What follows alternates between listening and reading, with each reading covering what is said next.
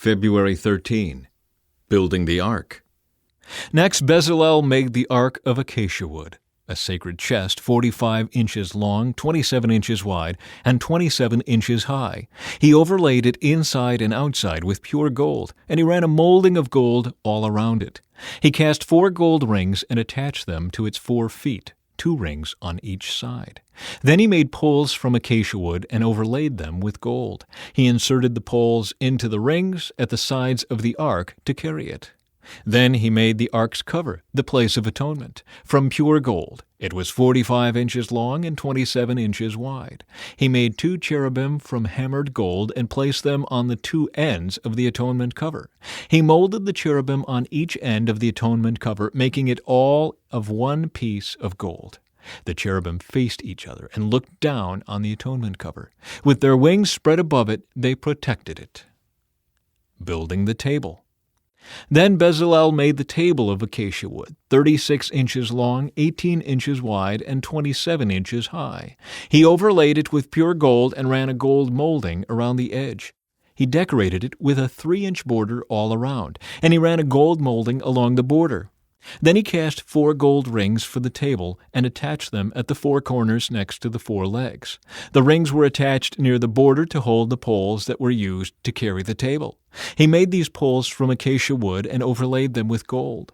Then he made special containers of pure gold for the table, bowls, pans, jars, and pitchers to be used in pouring out liquid offerings. Building the lampstand.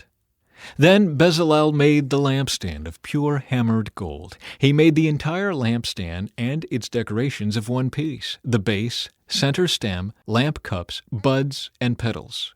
The lampstand had 6 branches going out from the center stem, 3 on each side. Each of the 6 branches had 3 lamp cups, shaped like almond blossoms, complete with buds and petals. The center stem of the lampstand was crafted with 4 lamp cups, shaped like almond blossoms, complete with buds and petals. There was an almond bud beneath each pair of branches where the 6 branches extended from the center stem, all made of one piece. The almond buds and branches were all of one piece with the center stem, and they were hammered from pure gold. He also made 7 lamps for the lampstand, lamp snuffers, and trays, all of pure gold. The entire lampstand, along with its accessories, was made from 75 pounds of pure gold. Building the incense altar. Then Bezalel made the incense altar of acacia wood. It was 18 inches square and 36 inches high, with horns at the corners carved from the same piece of wood as the altar itself. He overlaid the top, sides, and horns of the altar with pure gold, and he ran a gold molding around the entire altar. He made 2 gold rings and attached them on opposite sides of the altar below the gold molding to hold the carrying poles. He made the poles of acacia wood and overlaid them with gold. Then he made the sacred anointing oil and the fragrant incense, using the techniques of a skilled incense maker. Building the altar of burnt offering. Next, Bezalel used acacia wood to construct the square altar of burnt offering. It was 7½ feet wide, 7½ feet long, and 4½ feet high. He made horns for each of its 4 corners so that the horns and altar were all one piece. He overlaid the altar with bronze. Then he made all the altar utensils of bronze, the ash buckets, shovels, basins, meat forks, and fire pans. Next, he made a bronze grating and installed it halfway down the side of the altar, under the ledge.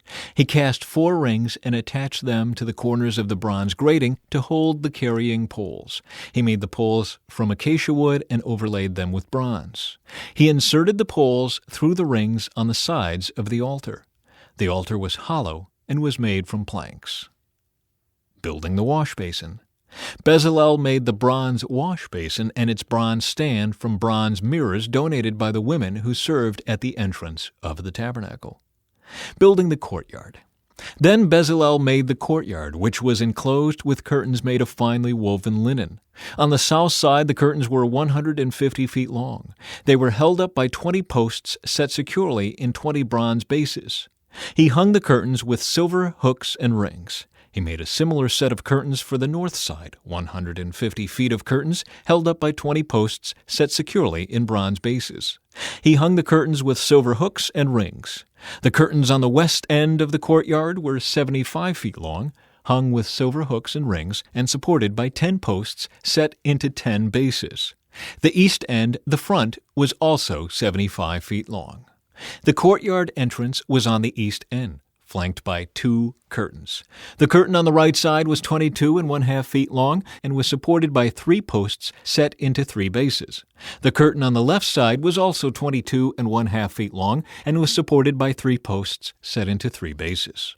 All the curtains used in the courtyard were made of finely woven linen. Each post had a bronze base, and all the hooks and rings were silver. The tops of the posts of the courtyard were overlaid with silver, and the rings to hold up the curtains were made of silver. He made the curtain for the entrance to the courtyard of finely woven linen, and he decorated it with beautiful embroidery in blue, purple, and scarlet thread. It was 30 feet long, and its height was 7½ feet, just like the curtains of the courtyard walls. It was supported by 4 posts, each set securely in its own bronze base. The tops of the posts were overlaid with silver, and the hooks and rings were also made of silver. All the tent pegs used in the tabernacle and courtyard were made of bronze. Inventory of materials. This is an inventory of the materials used in building the tabernacle of the covenant. The Levites compiled the figures as Moses directed, and Ithamar, son of Aaron the priest, served as recorder. Bezalel, son of Uri, grandson of Hur, of the tribe of Judah, made everything just as the Lord had commanded Moses. He was assisted by Aholiab, son of Ahisamach, of the tribe of Dan, a craftsman expert at engraving, designing, and embroidering with blue, purple, and scarlet thread on fine linen cloth. The people brought special offerings of gold, totaling 2,193 pounds, as measured by the weight of the sanctuary shekel. This gold was used throughout the tabernacle. The whole community of Israel gave 7,545 pounds of silver, as measured by the weight of the sanctuary shekel. This silver came from the tax collected from each man registered in the census. The tax is 1 bekah, which is half a shekel, based on the sanctuary shekel. The tax was collected from 603,550 men who had reached their 20th birthday. The 100 bases for the frames of the sanctuary walls and for the posts supporting the inner curtain required 7,500 pounds of silver, about 75 pounds for each base. The remaining 45 pounds of silver was used to make the hooks and rings and to overlay the tops of the posts.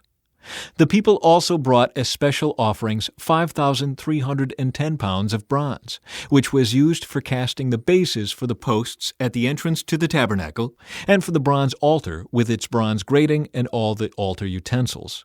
Bronze was also used to make the bases for the posts that supported the curtains around the courtyard, the bases for the curtain at the entrance of the courtyard, and all the tent pegs for the tabernacle and the courtyard.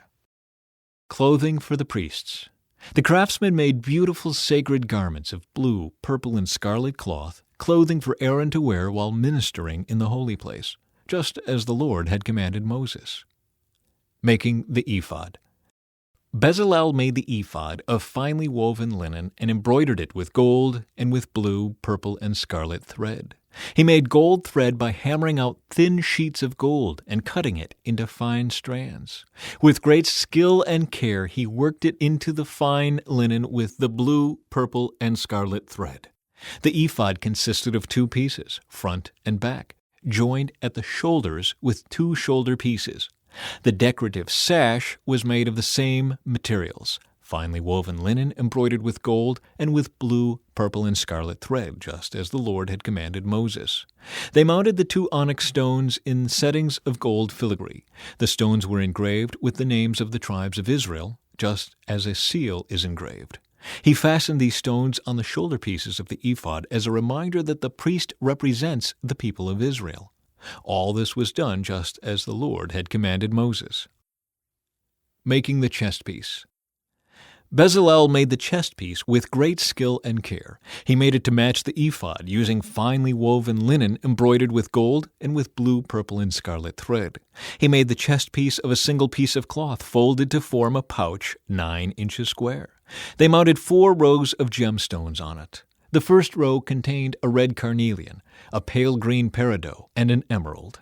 The second row contained a turquoise, a blue lapis lazuli, and a white moonstone. The third row contained an orange jacinth, an agate, and a purple amethyst.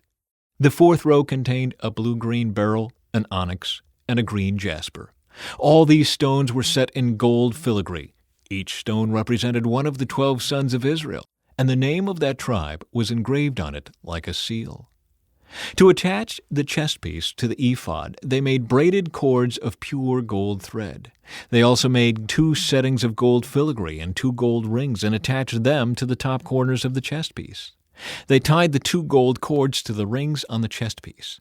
They tied the other ends of the cords to the gold settings on the shoulder pieces of the ephod. Then they made 2 more gold rings and attached them to the inside edges of the chest piece next to the ephod. Then they made 2 more gold rings and attached them to the front of the ephod below the shoulder pieces just above the knot where the decorative sash was fastened to the ephod. They attached the bottom rings of the chest piece to the rings on the ephod with blue cords. In this way, the chest piece was held securely to the ephod above the decorative sash. All this was done just as the Lord had commanded Moses. Additional clothing for the priests. Bezalel made the robe that is worn with the ephod from a single piece of blue woven cloth, with an opening for Aaron's head in the middle of it. The opening was reinforced with a woven collar so it would not tear. They made pomegranates of blue, purple, and scarlet yarn and attached them to the hem of the robe. They also made bells of pure gold and placed them between the pomegranates along the hem of the robe, with bells and pomegranates alternating all around the hem. This robe was to be worn whenever the priest ministered before the Lord, just as the Lord had commanded Moses.